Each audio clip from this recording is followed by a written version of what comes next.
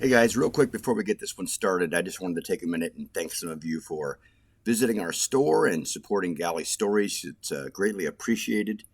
Mr. Ryder, I hope you enjoyed that sweatshirt. Mr. Dwyer, the cup.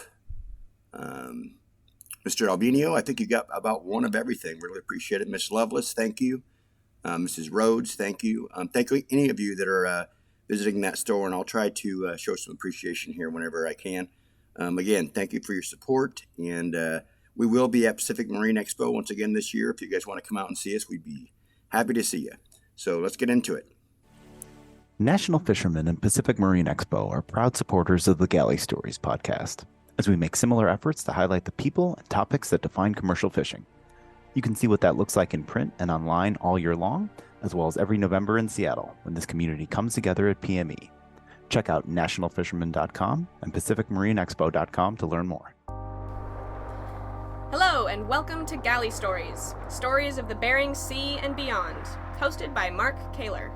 My name is Penka Jane, podcast deckhand and longtime listener. We'd thank you to subscribe to the podcast and leave us a review. Here's today's catch. Hello guys, welcome back to another installment of Galley Stories, stories of Bering Sea and beyond. I am your host, Mark Kaler. Today we have Nikola Mavar with us. How are you doing today, Nikola? Good. Feel good. Good.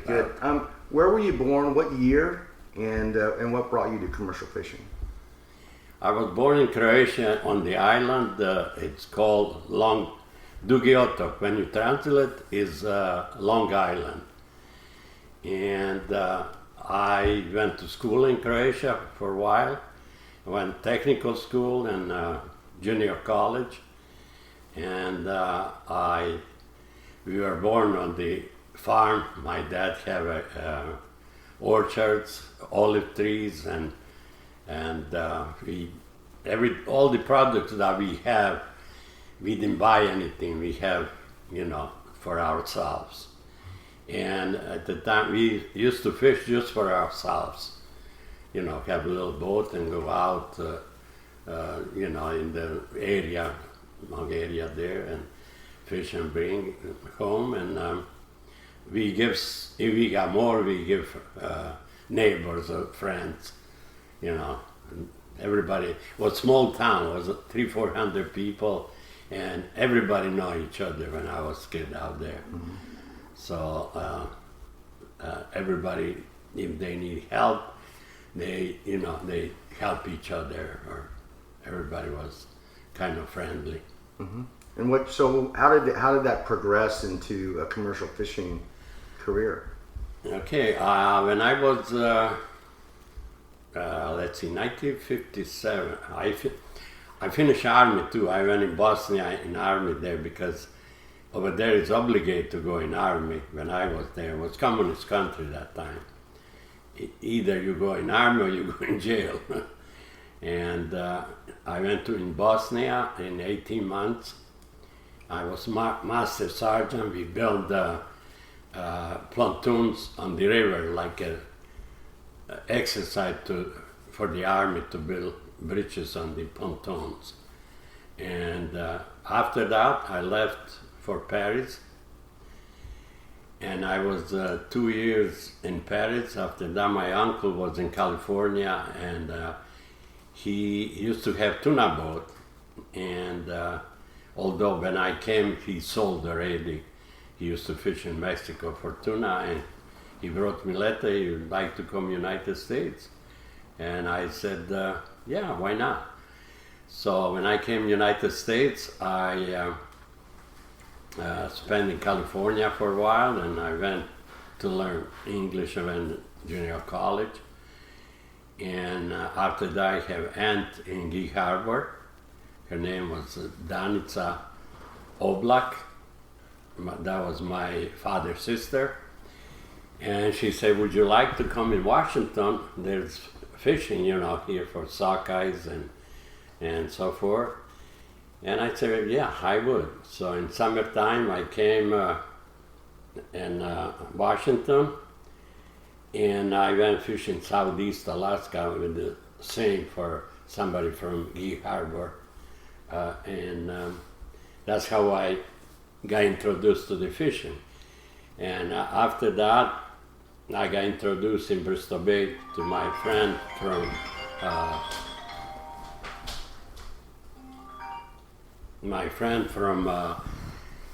San Pedro, California, and he was already fishing 1963 in Alaska, Bristol Bay, and he said, that's a pretty good place to fish, why don't you come? And so I started fishing Bristol Bay in 1964.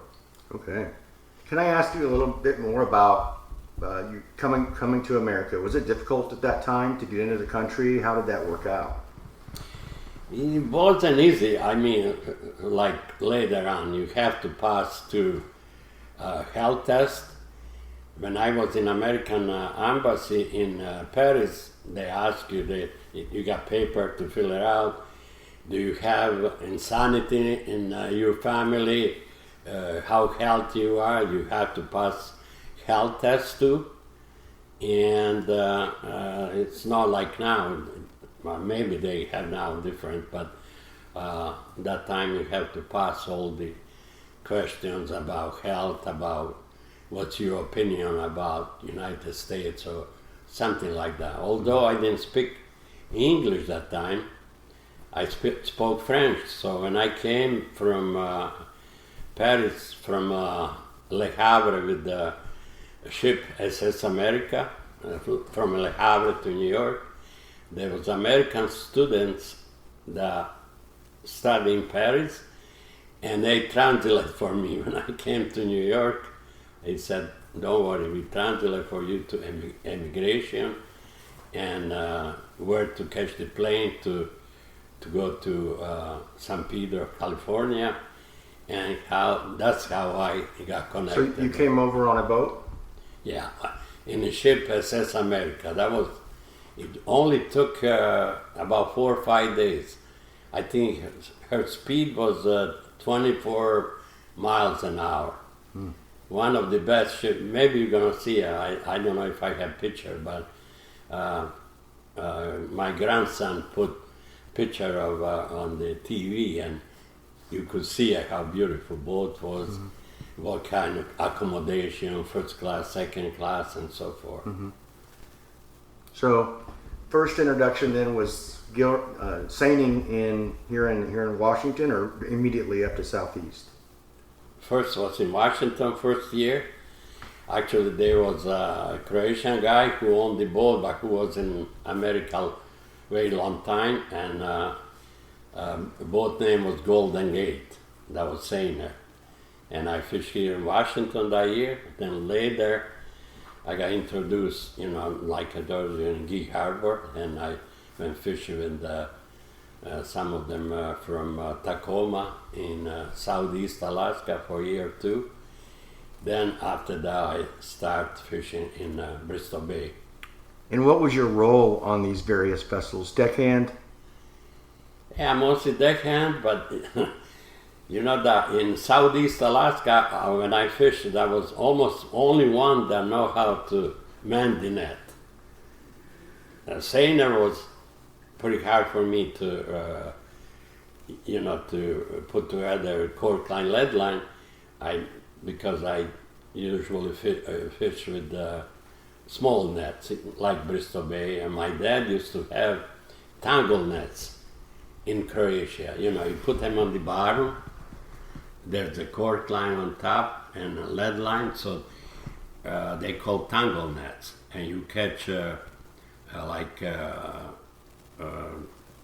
fish like bottom fish, like we call the red snapper or something like that. And that's how I learned.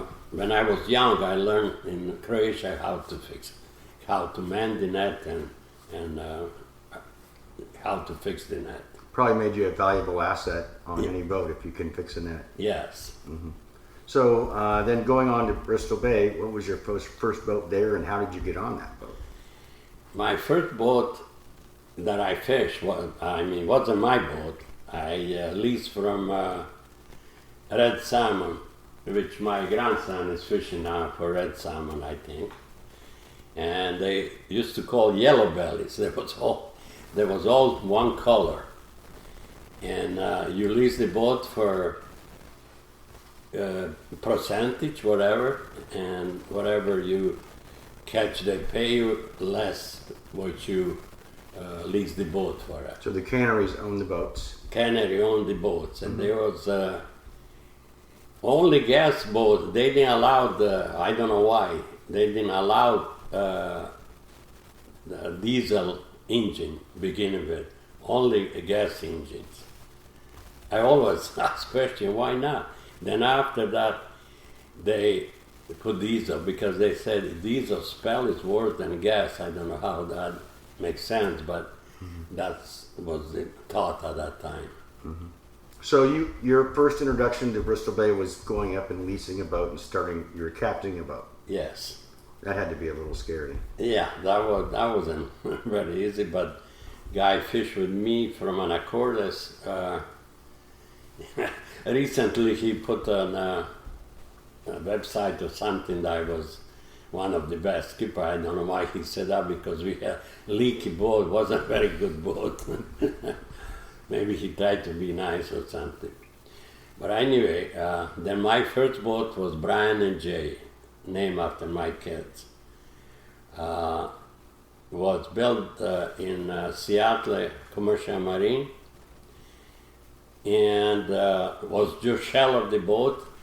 Engine was on it, and I brought to Anacortes, and my dad came in 1969, and we put the Lowbridge shipyard, used to be here, and he helped me to finish inside bunks, and mostly I did it, but he helped me, and I put electricity, lights, and everything else myself. I have more ambitions than I have not from beginning. So Yeah. when you leased the boat, did you lease a permit as well, or how were the permits working back then? Yeah, and you have to lease permit there too. Well, actually, permits came later. Year 1960. In 1960, if you have enough points for permit, you qualify. You have to have like 16 or 18 points to qualify for permit. That was. How did you earn the points? You own the points, how many years you were there, and if you're on the boat or if you're not on the boat, they give you so many points for that.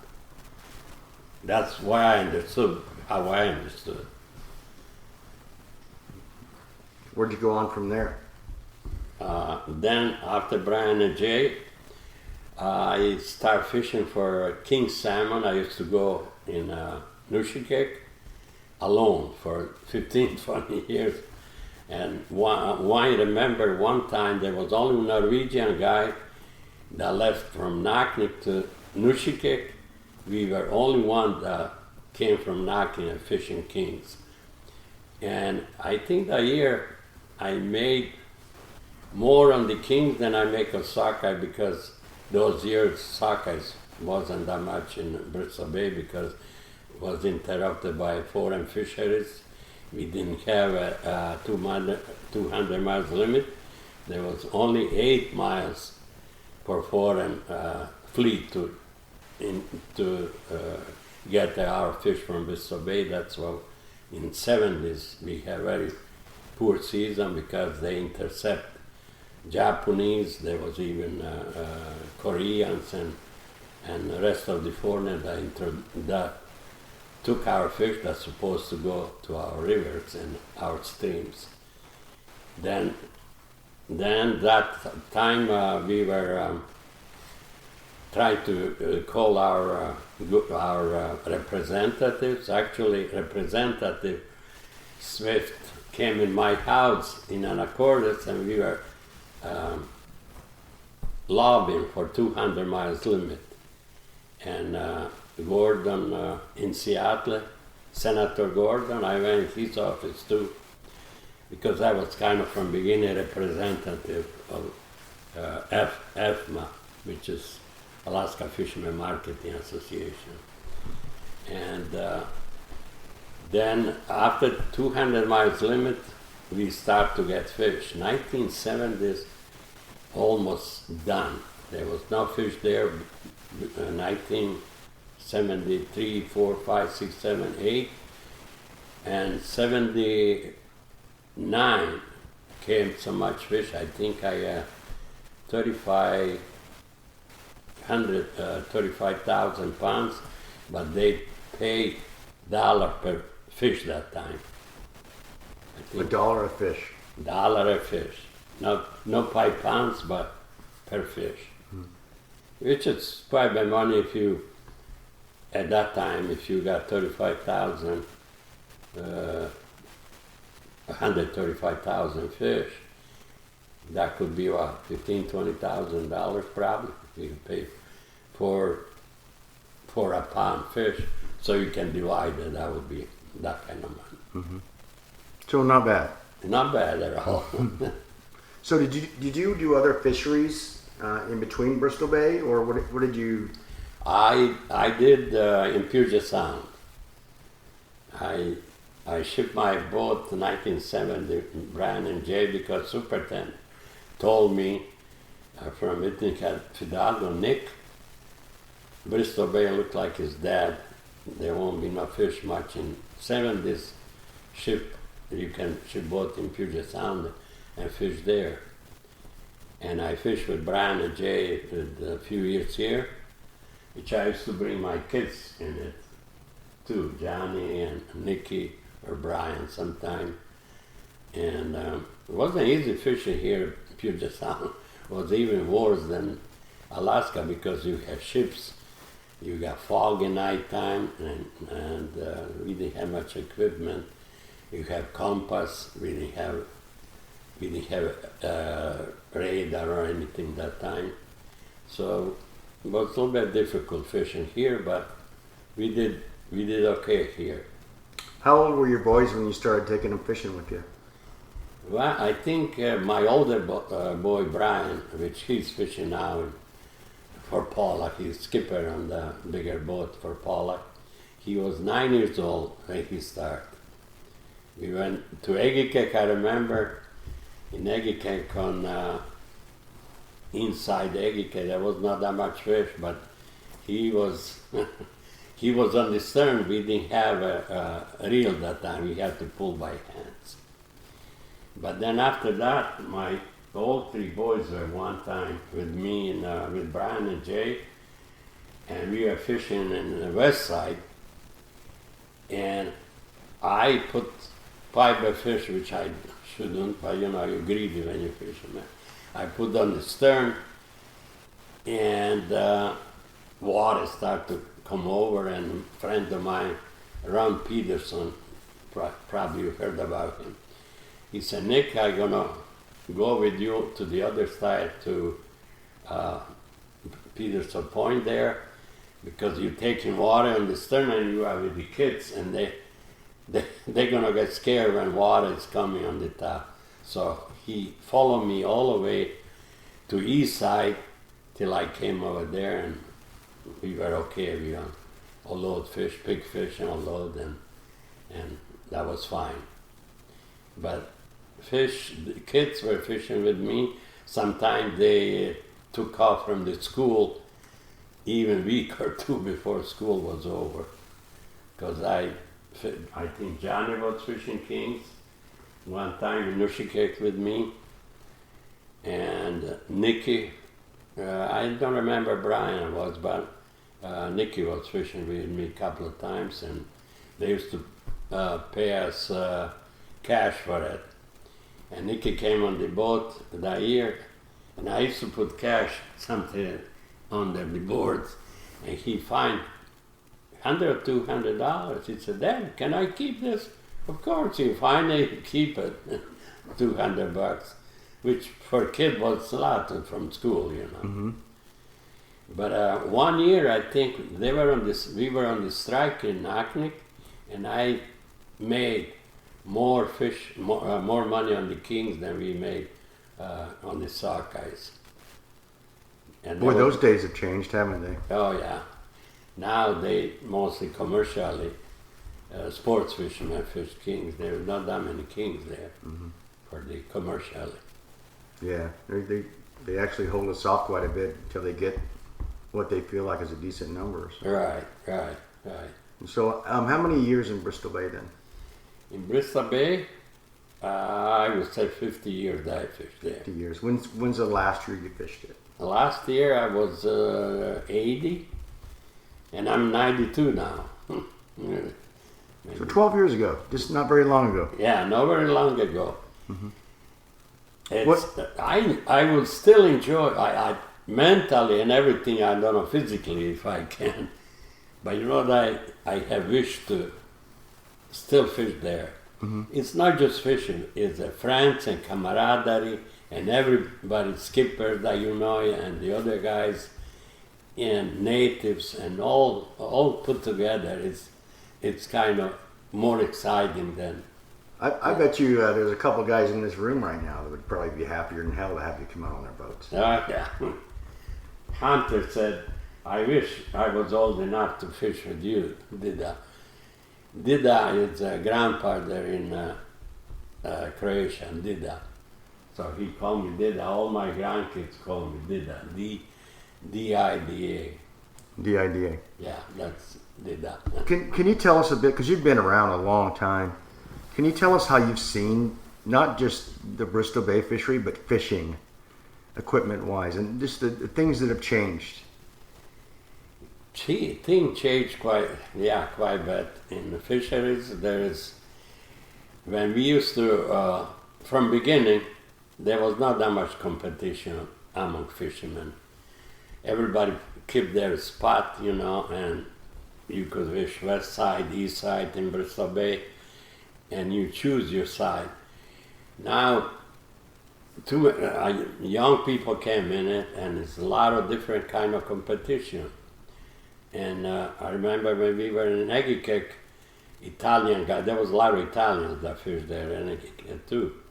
So he went over my net, he cut my net, and accidentally, because it was, fish, a lot of fish running around.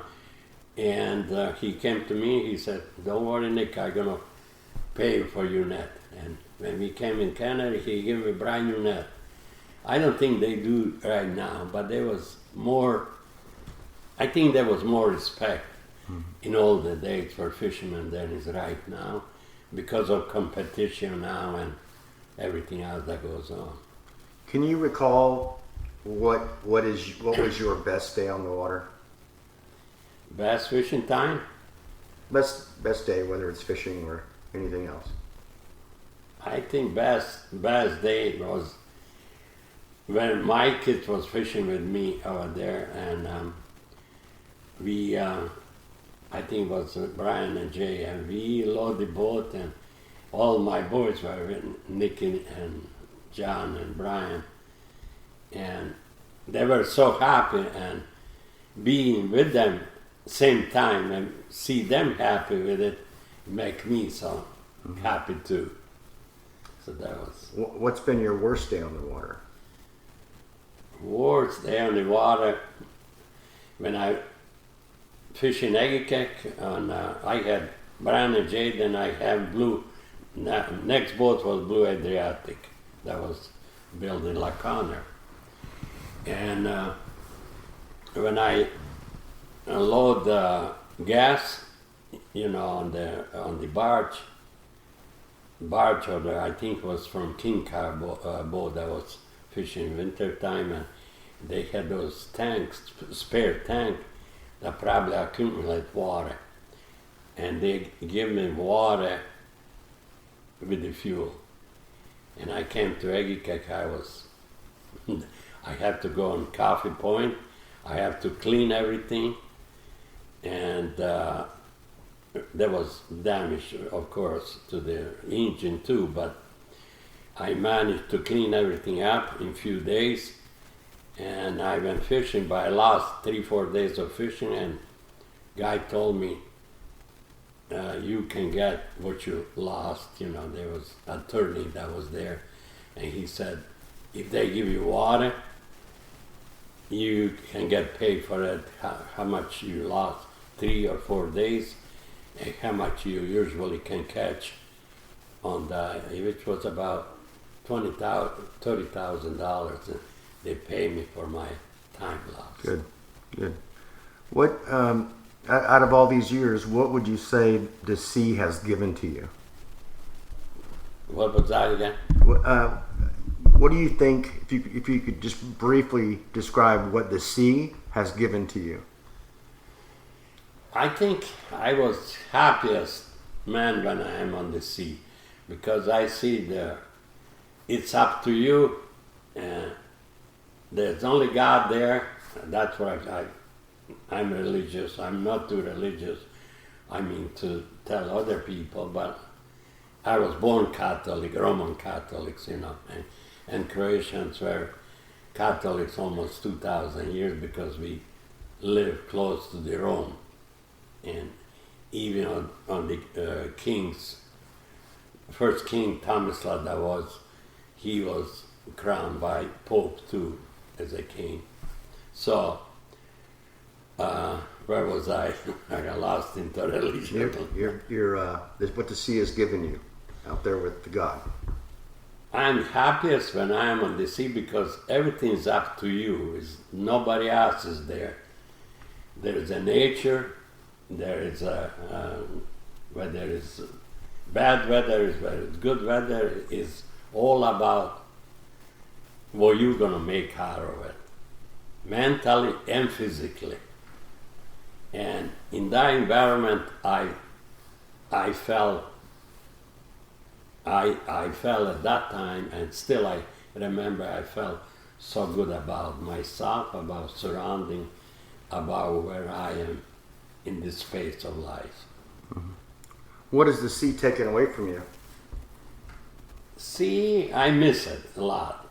I miss sea. Take away from me. I fish king crab too in Kodiak, and all guys that fish with me, they got all lost on the boat. Of course, every one of them, that 3 or 4 of them that I know, they died on the boats.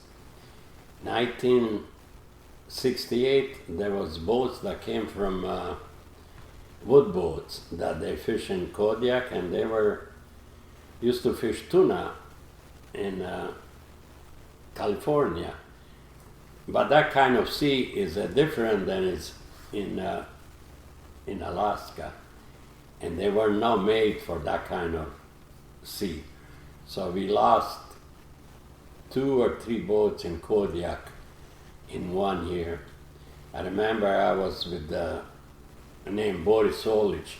That was his boat was sunk, and there was blowing about 80 or 90 mile wind, and the guy behind said, Boris, can you turn around and help us? I think I'm break down. And my skipper said, I can't. If I turn around, my boat gonna be over, because it was blowing about 90 miles. Now our boat was about 80, 90 feet. Was that a wooden boat too, that you were in? Yeah, that was wood boat. But what happened to that skipper, the crew went on the deck, and wind and waves cleaned them up from the deck. They all washed out. I don't remember the name of the skipper, but when he came to Kodiak, he was so upset. I know, probably getting mental stage 2. He quit fishing. He never went on the sea anymore, because it was pretty. I remember the episode because I was there, and he never went fishing again. Well, that'd be a tough. Yeah, that was tough mental break for him. Mm-hmm. Mm-hmm. Well, Nikola, thanks for sharing your story today. Do you have anything else you'd like to cover? Alaska? Can I tell you about history of Alaska? Sure. You know, what I learned, first governor before became a state was Croatian guy. Governor name was Stepovic from Croatia. Before Sarah Palin was popular. And he came as an immigrant, you know, because Croatians are first fishermen in Anacorte. You go by the ferry, you can see picture over there. Historians put picture of the guys who came from Croatia and Norway, and there's their picture that cannery used to be by. There's only poles now, and they were fishing. They came from Croatia and Norway, and they were fishing that time on the cannery there. So there's a long history of Croatian fishing, whether it's Alaska, whether it's here. That's why I'm talking about Stepovic, that he was early immigrant that came from Croatia. That was way before my time. Sounds like you have a lot of pride in your heritage. Yeah, I do, yes. Good. Croatia have a lot of history because when they occupied the land, everybody, you know, they are on the beautiful sea over there, and there was Italy on the south side, there's Hungary and Austria on north, and everybody tried to take a piece of it because they are blocking everybody on east side. By Italy, it was always pretension tried to take Croatia over the years. Mm-hmm. But Croatians are good fighters. 1995, we were there when you remember when Serbians attacked Croatia after Croatia declared independence. Clinton was president at the time, but they were killing a lot of people in Bosnia, Herzegovina, and northern Croatia. They took about 1/3 of Croatian territory, and Clinton said that's enough. He gave them 75 hours to take 1/3 of the territory. And I just came in, my wife and my daughter, I have daughter too, Colleen, in Split on the airport, and I heard some of the, must be CIA or somebody, Americans talking, you know, among themselves. I said, something gonna happen. And they closed the airport that day, and in 75 hours, Croatians took 1/3 of Croatian territory. Even American general said that's very impressive for people that. Yeah, well, fighting for your homeland, I think, Right. brings a little extra to it, right? Yeah, homeland, there was a lot of volunteers, young guys, although a lot of young guys died, about 8,000 or 10,000 guys to fight that. Do you ever go back and visit? I was there last year. We hope that we're going to go next year. Did you go back to your childhood home? Yes. Actually, I wrote history, which Hunter helped me to, about Croatia and my young days, how I came here, all the way to here. So I think gonna be good. Is it going to be a book? Yeah,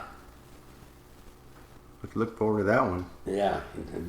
When it's done, I think his mother, she's excellent in English. She's gonna put together and edit it and something, something like that. Yeah. Okay. Well, You think we have enough about Alaska? I think that you've got a very unique story, for sure. For sure. Yeah, I enjoyed Alaska very much because now we're not just fishing, but it was camaraderie. There was friends and natives, and I love Eskimos because they never get mad. They always smile. You know, whether we used to tie up. If you remember, I don't know if you know slough. When you're going bandits on slough in Nushike, we used to anchor boats over there. And when it's calm weather, you anchor the boats because you cannot catch kings. When it's blowing 30, 40 miles, you go out. And a friend of mine, father came from Croatia, You guys are crazy. In Croatia, when it's blowing, we go in the port and you going out. When it's, I said that's how you catch kings. You have to have 25, 35 miles wind because they come up. Otherwise, they stay deep if it's calm weather. But he was so surprised. He said, "You guys going out when it's blowing, and we stay in Croatia." What was your last boat in Bristol Bay? Miss Colleen. I know the boat. I'm gonna show you some pictures. There was 3 boats I had. That was Brian and Jay, Blue Adriatic, and Miss Colleen. You can see Nick, me, and his son there. You remember Nick? Oh, yeah. That's his son, Miles, and me. And this is recently taken. Yeah, I just saw the boat here this summer in the yard. This is Nick when he was in Northwest and Mm-hmm. taking picture in Alaska when he came from Bristol Bay. Okay, guess we'll wrap it up there on this one. And You think it's on? It's I okay. think it's good. And we'll give it just a couple minutes here, guys, and then we're going to move right into Johnny. So stand by. So, guys, if you can't tell, we're doing 3 generations of the Mavar family today. So next up, we've got Johnny Mavar. Johnny, how are you? I'm great. Where were you born? When were you born? And what was your introduction? Although we kind of know the introduction, but let's hear it in your words. I was the first Mavar for this family born in Anacortes, and I was born in the old hospital, the last one to be born there, and the first one to have a library card because they turned it into the new library after that.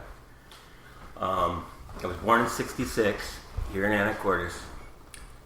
My dad is Nick Mavar, Senior. I have Brian Mavar, who's my oldest brother. Nick Mavar, who's passed last year, is 1 year older than me. And we have a sister, Colleen, that's 10 years younger. I started fishing, probably the first time I picked a needle up was Dad was hanging gear when I was quite young. I probably 7 or 8, and he'd give me a nickel for every needle that I wound for him, and then I'd go out fishing with him every once in a while here in Puget Sound for sockeyes and kings, and just it gets in your blood to get out on the water, and the community of fishermen, and the desire to make good, quick money and meet good people. I went to school here in Anacortes. I started fishing in 1980 with my dad, and he had just built a new boat called a Blue Adriatic. It's a 32-foot Roberts, and that season they were talking about striking, which did happen, so we went king fishing in the Nush. So my first fishing in Alaska was in the Nush, and we were having a killer season of kings. I think we caught like 20,000 pounds of kings, and we were starting to get some reds in the gear, and AFMA said, you guys are catching too many reds. They wanted us to stop. I mean, this is around probably the 4th of July. So my dad on the Blue Adriatic and his best friend Vlatko Kolega on this, I can't remember his name of his boat, but it was a little older rosin. And we took off from the Nush to go back to Naknek, and we got in a big storm. And I'm in like 8th grade, and scared, sick, sitting in the bunk on the bow, going up, hitting the ceiling, coming down, crying, praying that I get to see my little sweetie Christian beavers. We're gonna make it, and every time I'd look up out of the window, I could see Vlatko's boat, and there were like 15 footers. And I was talking to him on the radio. I hope we make it. I think it took us like 16 hours to get back to Naknek, and when I'd see his boat going in front of us, you could see the prop, the whole boat coming out of the water, coming back down. I was scared. But that was my first year, 1980. And we fished for Trident Seafoods, I think, was just going from Whitney, Fidalgo to Trident. And there was a strike that year. So I got to see some of that, anger, people fishing. We struck till like the 10th of July, and the season's almost over.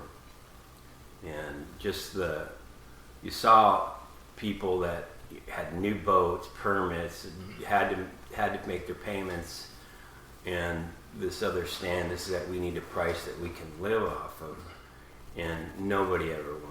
I mean, it was I don't know, it's just kind of futile, a fishery like that, where the fish are going up to spawn, and you've got such a limited time, so never really worked. And anyway, I did that in the summers till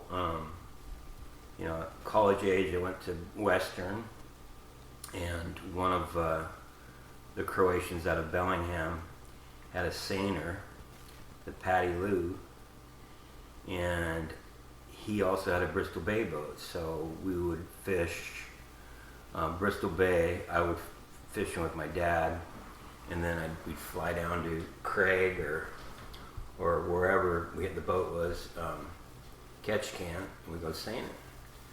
And we went to Valdez, fished the year before the oil spill there, and down in Puget Sound. It was a good little gig for my college years. And I think after I graduated, it took me an extra year or two because I took some falls off and some springs off and went herring fishing with Dad in Togiak once. Last time I ever did it. And you were herring? Yeah, we went herring and I think we got 20 tons. The price was, there was a lot of boats, but we didn't get good row. We got paid for bait. We didn't make any money, and it was an experience to see. It's kind of fun fishery. Some of the guys like it. Back in the later years when there's less boats and more fish for each boat, they kind of enjoyed it, but I didn't. So after I graduated from Bellingham, I was interested in the pollock fishery and what was happening with Americanization of the biomass, the product. And I took some business courses. One of my business plans was to try to get a factory ship. And Dad used to develop here in Skyline, and he had a consortium of Chinese friends. Steve Chung was his partner. I don't show you Croatian way I put name on the street that I developed. Yeah, and so trying to get some money to get some people together couldn't convince Steve Chung, because he was a professor from China, and at that time as communist you couldn't come over here unless one way you could is if you were a teacher. So he had a lot of their money back from him. So what he said, and anyway, he didn't bite on that. But later on, after he saw what happened to the fishery, he said, Johnny was right, He was right. Anyway, so in, I think it was like early 90s, one of my dad's best friends, the Sands, who developed a lot of this, developed it in Skyline. His wife was a secretary for Francis Miller in Arctic Alaska. So I tried to get a job with them, and then I tried to get a job with Trident, and I ended up going with Trident.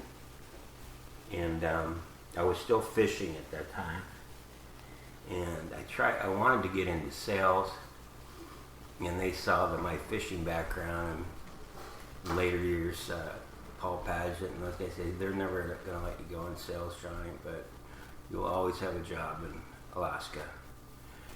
So they sent me up to Akitam, and I worked up there for quite a few years, basically lived up there, got residency.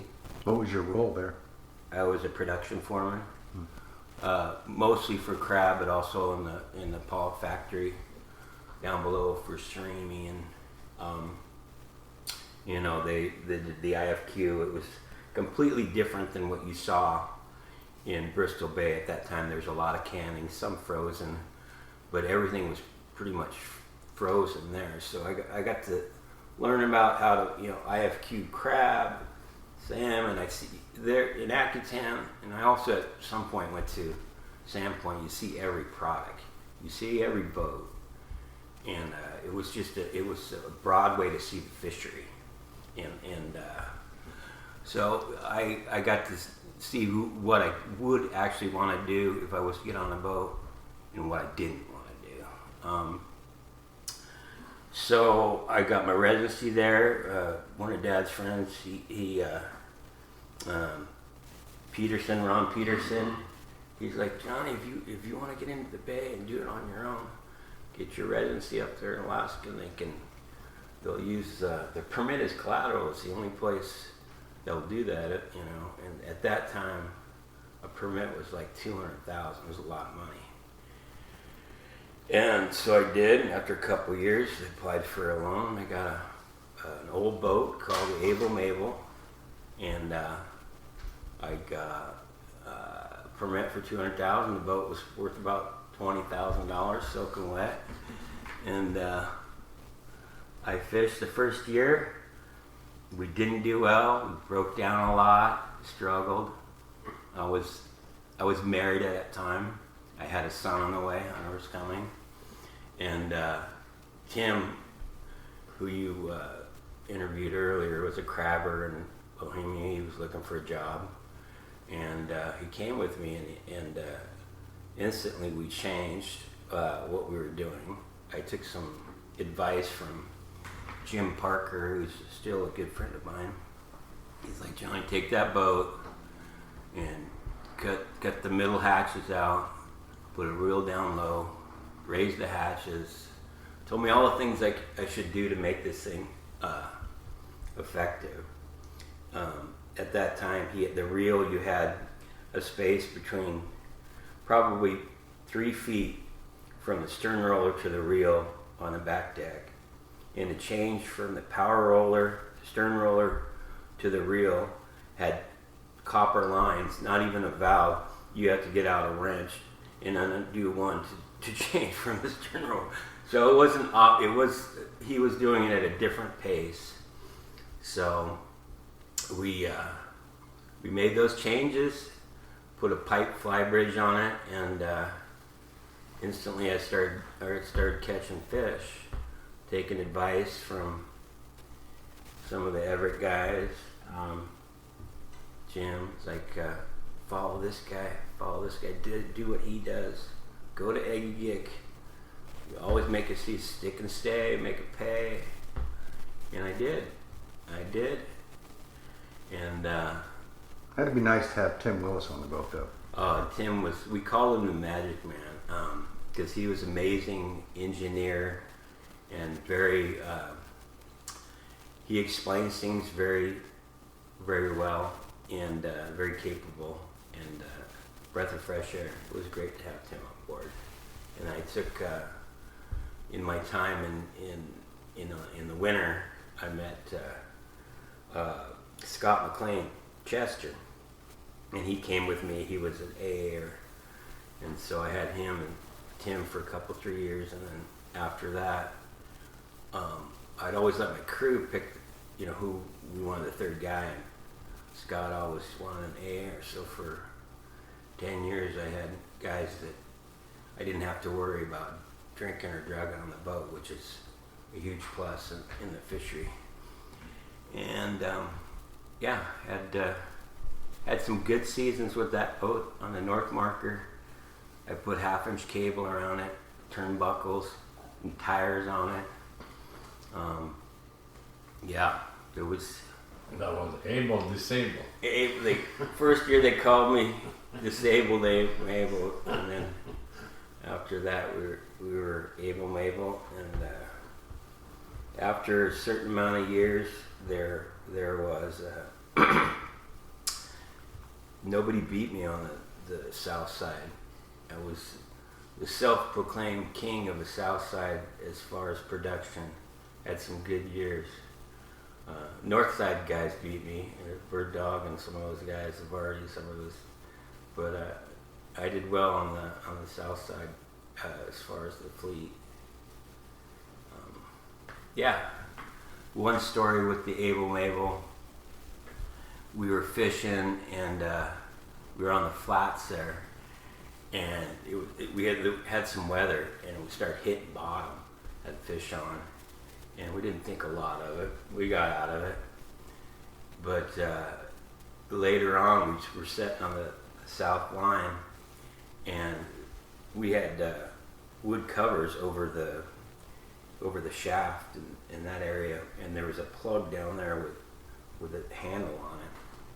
Well, the wood came off with the reel in the middle, and the net grabbed the plug and yanked it out of the boat. We were sinking, and other guys called them on the radio, "Hey, we're sinking." I specifically remember Tim coming down. We had 2 boats on each side, bucket brigade, pumps.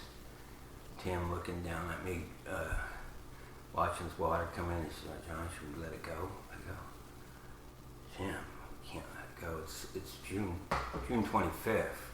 We're not going to make any money if we let it go." So we got it plugged. My buddy, Vince Hoiby, dove. He had his dive gear on. Dove with glove, splash on, jammed it from under below. We stuck a piece of wood directly down from the top in between the stringers and screwed in a piece of wood in there to keep it from water from coming that way. And we took off for Naknek. And we get to the dock on the south side, and to this day, we get to the dock, and the port engineer, Dan Sampson, he was he came from Mercedes, a mechanic background, and now he's a port engineer working for Brad Markinson. And he goes, "What's my next job? Go down and get on the Able Mabel and bring a trash pump." Well, he doesn't know what a trash pump is. And he goes down there, he comes down, gets on, and I go, "Okay, let the lines go. We gotta get they're pulling somebody else out. We gotta go." And we're driving in the river, and he goes, "What's wrong?" "We're sinking." He said, "What?" And that's a story we still have to this day. But they pull us up. They said, "Well, your distributor's going to go, your carburetor's probably going to go, your points, plugs, condensers." Gave us all the spare parts, put a new plug in, and we took off for 88. And we had other people's supplies, mail, and and we're coming in, and there's an opening. There's a big opening, and we're getting to the north marker, and I can start to hear the guys, and say, "Hey, we're going. Hey, it's Johnny. It's Abel Mabel. He's got our mail and our beer." He goes, "You're here." But, everybody's fishing the south line. They're getting some fish, and I see a couple jumpers on the north marker. There's nobody there. Let's set it. We plugged the boat. We were just like as much fish as we could get. So we're sinking the day before. We're pulling up to the tender, throwing the guys their mail, and we were sinking the day before. It was quite a story on that one. But yeah. Would that be your best day at sea and your worst day at sea combined? Yeah, pretty much. Yeah, it was the feeling of Tim coming down, and you don't really, even though it's a $20,000 boat, and you still have heart in it. It makes you emotional to think you're going to let your boat go. It's that's probably the closest I ever came to sinking. That's for sure. Mm-hmm. But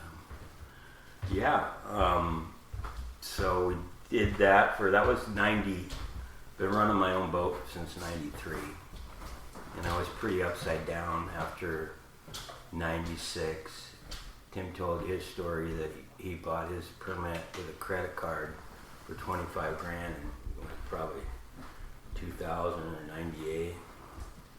So I was still working for Trident in Accutan. At that point, after I got married, they'd bought the plant there in St. Paul. And Paul Pagic always liked me and said, "Johnny, you're our best crab process foreman. Go up there and we want to change it to our way, and we're not going to fire anybody. We're just going to let people go through attrition." And so I got to see that plant, and at that time it was the state of the art with the automatic butchering machines, and they could do 300,000 in a day. It was different experience than down in Accutan. The weather's much more extreme, cold. You have heaters in the hoppers and guys pulling the brailer bag in there in suits, looking like popsicles up in there. And and then one of the engineers is Ferguson. You work with all the engineers, the dock, the office is a foreman, and now his brother is actually the governor in Washington. So John Ferguson. Yeah, John Ferguson. Yep. Yeah, and anyway, had some stories from there. They kept me there after the season was over, and the plant was like The Shining. There's probably 4 of us there, a cook, because they did some outside meals for yachts and fleets that would come in with looking for bird watching, and so brought up my wife Tracy at that time, Hunter's mom, and he was going around the empty halls in a stroller.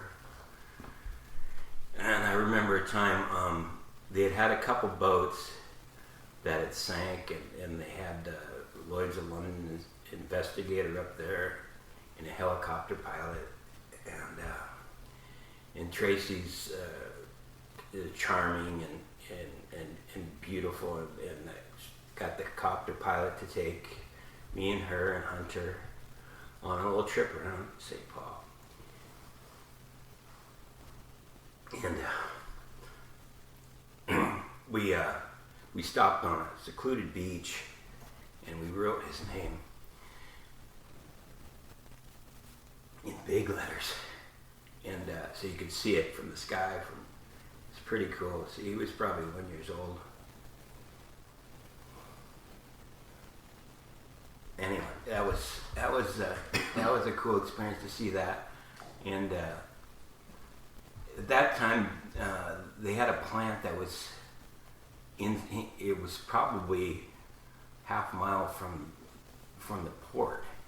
They started that there, and then they built the plant in Trident and buying it. So we're getting rid of that. They were still processing some crab over there, bringing crab and brailers and over to the. So they were familiar with loading crab on flatbeds and bringing it to the plant. And there was a king crab boat that was stuck on the spit, and we brought over extended booms and groves, and we put cable and brought it out to the ship and tried to keep the crab alive and process them. And we brought them over on a wire and saved all the crab. And So they were hooking the brailers up to the wire? yeah, the wire. Sliding it over the dock? Yeah, there was no dock. We were on spit. We were out in the, Oh, yeah. on the road, off the road, and yeah, it was. That's kind of a cool story. Yeah, there was. You got some good stories. Got some good stories. So my time in Yakutan, I got to see all the crab boats and jump on all of them. Draggers, I knew all of them. And one of my favorite boats was the Lady Anne with Bill the Bow. And I think Chuck and Diane, we were struggling at that time. So we were all doing something in the winter. And Bird Dog and got hired on with Diane and Chuck to go with Bill. He's a good fisherman, he'll make money. Bear Dye Bill. And so Nick, that was one of Nick's first boats. His first boat was on the Northwind with Rasmussen, who Carl is still a good friend of, was a good friend of Nick's and his dad. And so after a couple years, I needed to be home with Hunter, and I was building in town, and I was when Christmas time, and Nick's at the table and he's talking to Bill, and we're looking for a half share guy, and Tracy goes, John wants to go, make good money, and so that was the first year I went opie fishing with Bill and my brother Nick, and we did make good money, hard work, but that was my introduction into crab fishing. Fished on that boat for a while, and then in later years I fished on the Far West Leader for about 10 years with Greg Moncrief and all the different crews we had. There's still, I mean, your crab buddies that you fish with will become most of the time your good friends, people you can talk to, call at any time. Same like your salmon fishing buddies. But yeah, that's how I got into crab fishing, and fished a little down here. My first boat was actually the Quest. They had a 30-foot Roberts down here. Fished, Reds and Kings and down there, and for silvers and dogs, and they strapped me with Johnny Quest, and the crew was always Haji, Dog was Bandit, and yeah, that was my first boat. And then after a couple years in Akutan, I got a loan and got into the bay in '93, and I've been doing it ever since. Good, the bad, and but it's Bad and good. bad and good. It's been entertaining. It's been a fun adventure. Would you change anything? I don't. That's a good question. I don't know. I got divorced after 5 years with with Hunter's mom, and being away is hard. It's not being away from home and your family. Your family gets lonely, and you may be providing one way, but you can't bring. And those are the days when you're talking on the. You have to talk. You pay by the minutes over the radio with your family. You don't talk much. You might be standing in a payphone line for an hour, and the guy right before you breaks the phone off the hook, and you don't get the call home. Those are the days. But yeah, had lots of stories. I remember going there, tried and said, hey, the office manager in Dutch wants to go on vacation for a month. Can you run the office?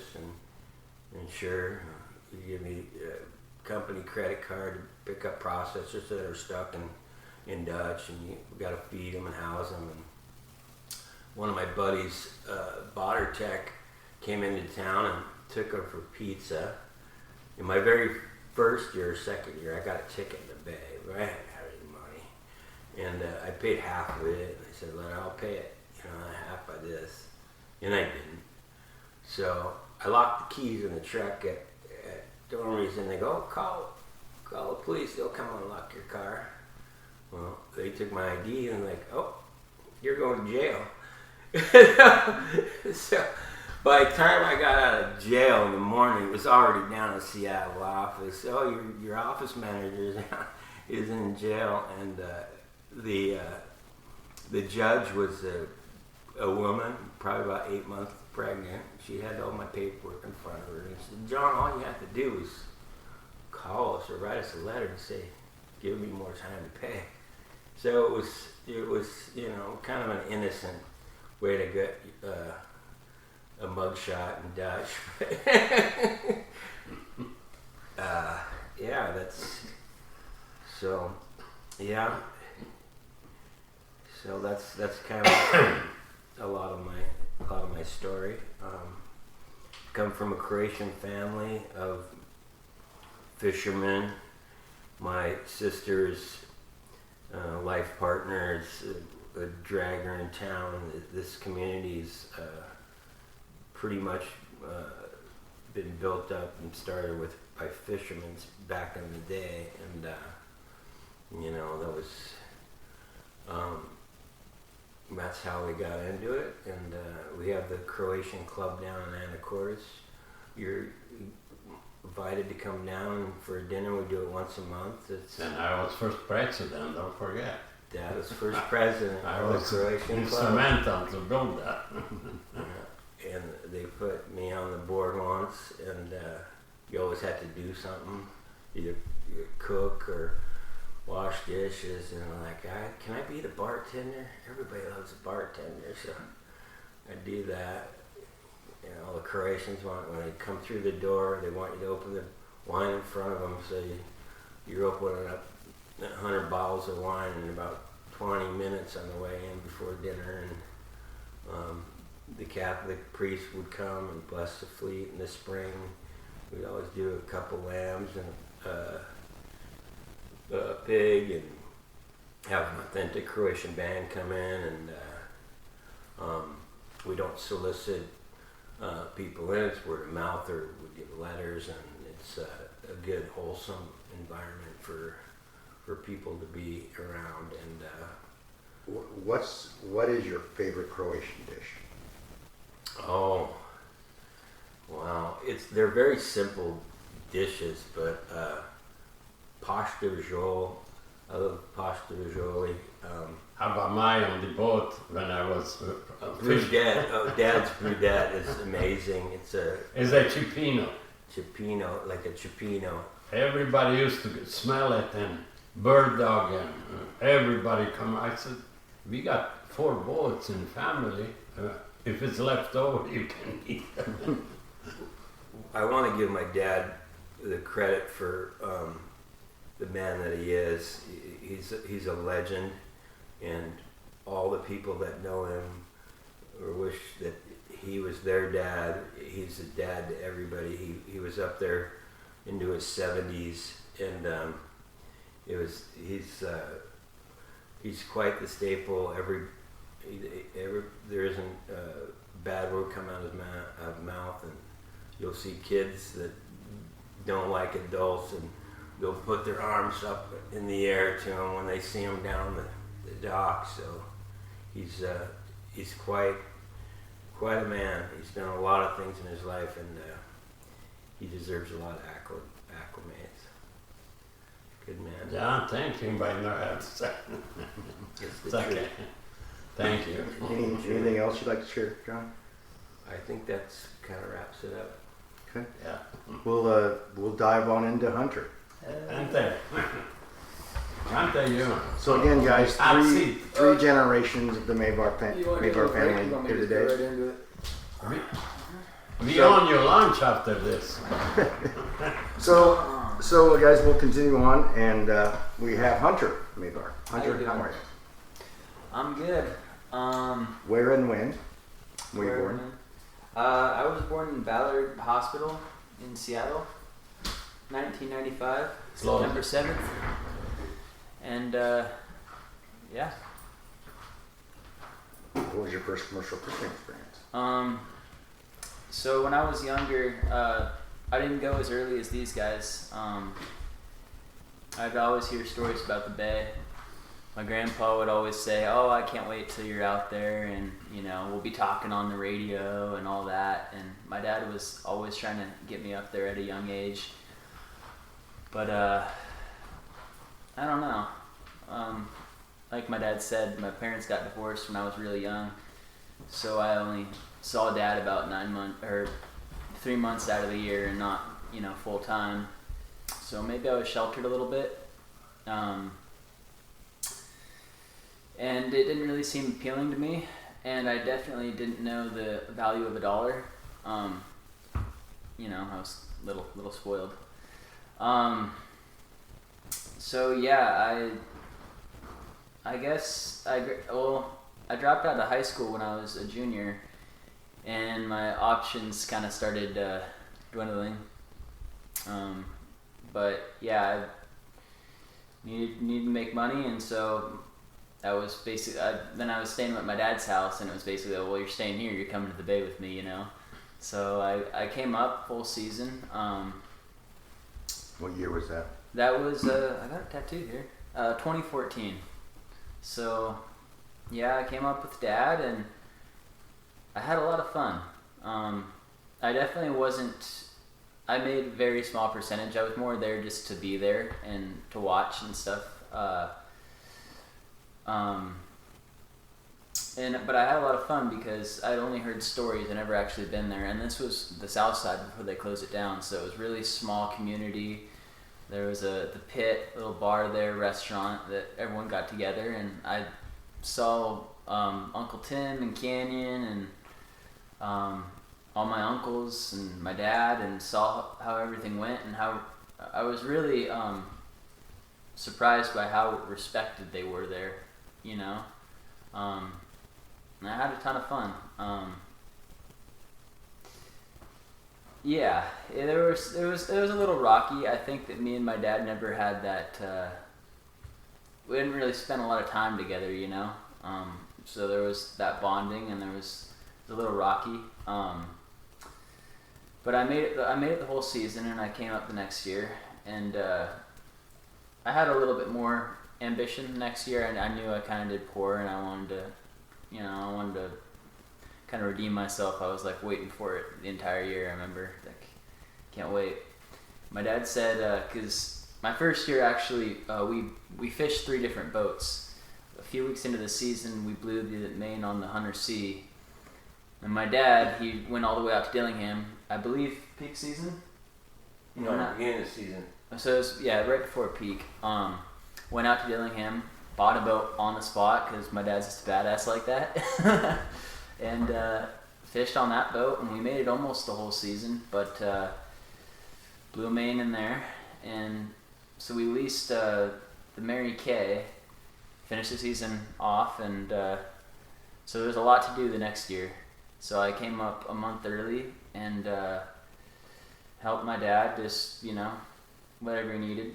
And the season, about, I think it was July 3rd, so maybe right at the beginning of peak.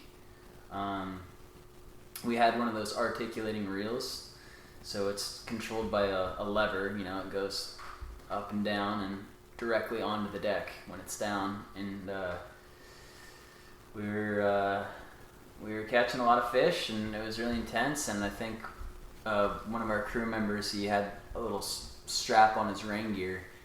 We went in to pick a fish in the net, and it got caught on that lever and went all the way down.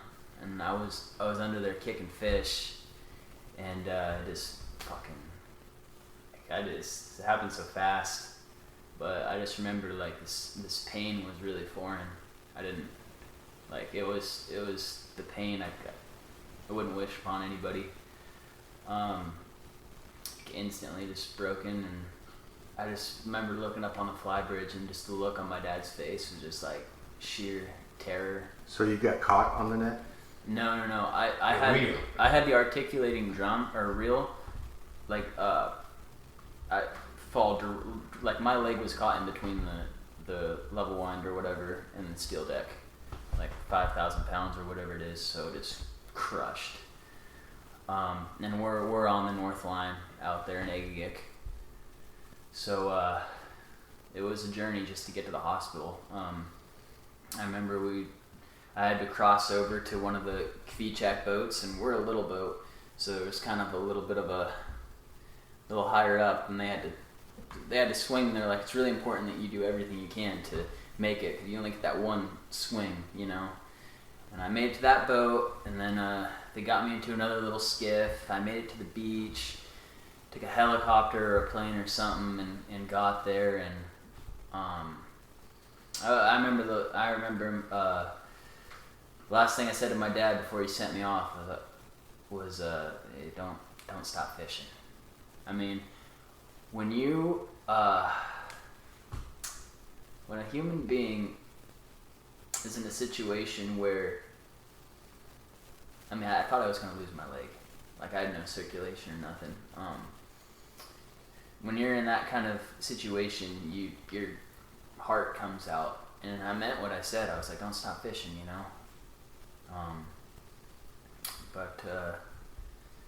because there's nothing you can do. It's just when tragedy or something like that happens, how do you respond to it? So, but I ended up making it to the hospital, and my toes, I was able to move my toes, so that was, I overheard nurses saying, like, this is not good, like, we're probably going to have to cut this thing off. And so when I was able to start moving my toes, it was a huge relief. There wasn't an immediate doctor. A hand doctor comes in here, and he goes, I can do it, but I'm just telling you right now, I'm a hand doctor. Dr. Swaggart is on vacation right now, but he'll be here in 4 days, and I'm all pumped up on morphine or whatever they're giving me, and I'm like, Dr. Swaggart, I'll take him. I like that. So I waited. My mom took the first flight she could, and she was there within 24 hours just by my side. And actually, I called her to fly. Oh yeah, did a told her, I remember I was really optimistic through the whole thing. I thought, if I lose my leg. And you see none of it there. Oh, that was crazy. Okay, that was a very spiritual experience, whether you believe in God or not. So when I was a kid, I did First Communion. Went to Catholic school at St. Mary's in Anacortes, and I was a problem child. I got very angry. I couldn't control my emotions, and there were a lot of people that might have demonized me or whatever. But Dita was like my light in my life. But when I was at St. Mary's, there was this nun that really saw me for me, and was just always super happy to see me, and she just loved me. Well, she relocated, and I hadn't seen her in 10 years. And I'm sitting in that hospital bed, and like I'm pumped up on morphine or whatever, you know, just right after it happened, right as I'm anticipating the surgery actually. And I see this nun, like this is like something straight out of a movie. Sister Genevieve. Sister Genevieve, yeah. From Africa. She still asked me yesterday about you. I'm just in this bed alone. I see this nun like walking through. I go, am I hallucinating? I swear to God, I just saw Sister Genevieve. It was really weird. And then a couple hours later, this nun comes in. It's like, oh, Hunter, I saw that you were on the list. I'm like, dude, this is crazy. Anywhere in the world you could be relocated. You're here, and you just happen to like see and it was just one of those things you can't explain. But the surgery went well. I still have the metal plate here. Yeah, it was about 3 months until I could walk, but I made it, and I went back the next year, and then as far as the fishing went, kind of want to talk a little bit about the mentality of a fisherman. I was kind of a privileged kid, and so I didn't really you know what I mean? There's a lot of things that come with fishing. It breaks you, and it's just like your true self will come out, you know, when you're on a boat, when you're sleep deprived, when you're hungry, when you're tired to the point where you just, you know, so that was something that about halfway through the season I would finish the whole season, but I would, you know, I'd get kind of irritable at the end or whatever, be emotional or whatever. And then I went fishing with my Uncle Nick, and I didn't make it, so I quit on him, quit on my family, and I was going through addiction at the time, so maybe that had something to do with it too, a little bit. But yeah, I quit on him, and so then at the time I hated fishing. You know, I didn't like it, and couldn't handle it really. And then I went out into the real world, and I worked 9 to 5s, and I could barely pay my rent, and dealing with addiction and all that, and in between there were some dark times with substance abuse and alcohol and stuff. I'm sober now, 2 years actually, but I had everything. Just I lost my apartment, I lost, you know, friends, and just I went to the hospital actually. Had to check myself into rehab, and then a couple years later, Nick really needed a guy, and he gave me a second chance. And that second chance, the timing of everything was just the way it needed to be. When I got that second chance, every year, just my life has just been getting better, and I was told to really keep it simple, because at this point, I really did carry that on my shoulder. I quit on him, and I was a quitter, and I'd always be a quitter, and it really was ingrained in my psyche. And so I remember Dida telling me, like, hey, Nick said he wants you up there. I was really surprised he was giving me a job, but and then it was just a peak the first year, you know, 2-3 weeks or whatever. Ended up dragging into a month, but Dida said just be positive and do what you're told. So that was the mindset. Just listen, do your job, and keep it simple. And I did it. And me and my uncle just really, I never really bonded with him prior to that, you know. But we were good for each other. And yeah, he believed in me. He gave me that shot, and so I went up with him the next year and price was shitty, but we caught a lot of fish, and he was having some crew issues too, some really bad ones. And there were guys were drinking and all that, disrespecting him, and I was just this rock. I was not completely sober at that point as far as alcohol, but I would still stay on the boat with him and watch movies and make sure he didn't feel like he was missing out or any of that, just emotionally for him, and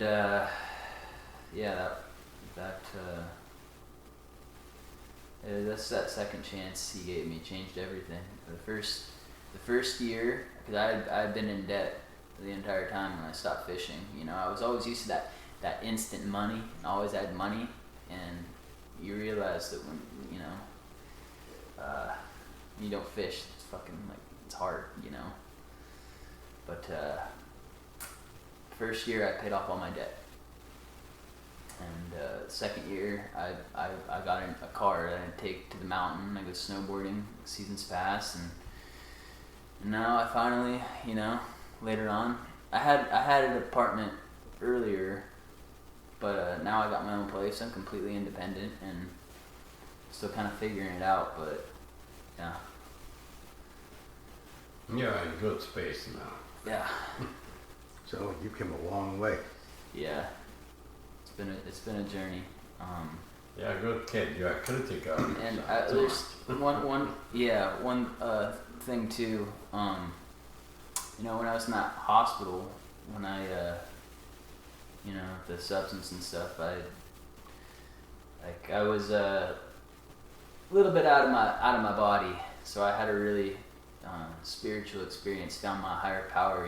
Like when you go to rehab, the thing they emphasize is you got to find something bigger than yourself, and I have no doubt in my mind that we have a purpose, and it seems hard because there's so many people.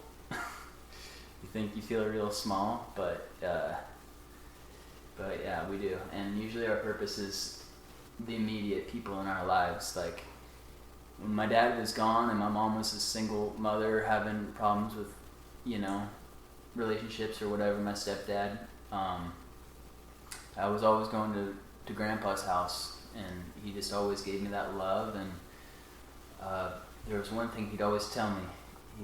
He'd raise out his hand and go, "Nobody," and I'd finish the sentence. I'd say, "Loves me like Dida."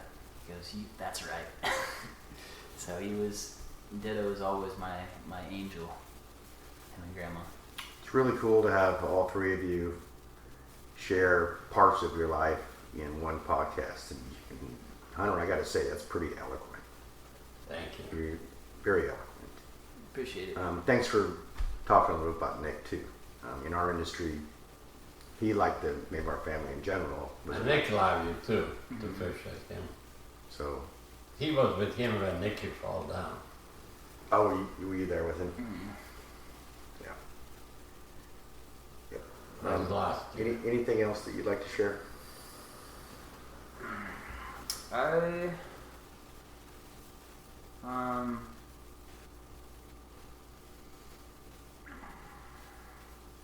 Play some guitar if we have. I do play guitar a little bit, but I was gonna say I'm kind of the new generation, so I just noticed this. It's like fishing. My head is very more calculated. The last 2 years. I mean, fishing can change your life, but a lot of people are. I feel like it also, can be traumatizing. It's just not having sleep. Like it always takes me about a month when I get back into my rhythm and stick to my values and keep it simple. But getting all that money at once, and it's easy to it's hard to kind of manage your finances and whatnot. But if you can find a way to fish and keep it simple and take care of your mental health, it can change your life. Can you see yourself continuing to be a fisherman for I love the bay. We'll see about the future, but You did good I'm last pretty- year. I'm pretty athletic. I think I can be a deckhand for a while, so we'll see. But yeah, I mean, I don't know what I'd do without that opportunity, you know. So thank you, Nick. I know you can hear me, and Yeah, you know. good on guitar. I told you, we played Beethoven, Mozart, and he does. He's really good on guitar. All right. Okay, Mavars, thanks for all three of you taking the time Thank you. Thank you, Mark. to share your story. Really appreciate just the 3 generations. And when you think about it, you would be what you'd call the third, right? But actually, you're probably the fourth because his Right. dad. Dita's dad fished. Yeah. And he gave it to his community. Right. So fishery-born men, Hmm. the Mavars. And also, me and Dita were talking the other day about the simplicity of Croatia, and you know, that's where we come from. So I feel like it's in kind of our DNA. You know, Have you been? I haven't, but No. we were talking Johnny about maybe was going there next last You year. need to get going. Yeah. Okay, guys, just a thanks out to Extra Tough, our sponsor. Appreciate them for supporting our show. Appreciate all of you for supporting the show and listening, sharing. Visit our gear store if you like. The Mavars all got new shirts today. So until next time, guys, we'll see you then. Bye. Thank you. Thanks for listening to Galley Stories. We hope you like what the net brought in. Please leave us a review on iTunes. Whether you like it or not, we're not fishing for compliments. Look us up on Facebook and Twitter too, and reach out to us at galleystories@gmail.com.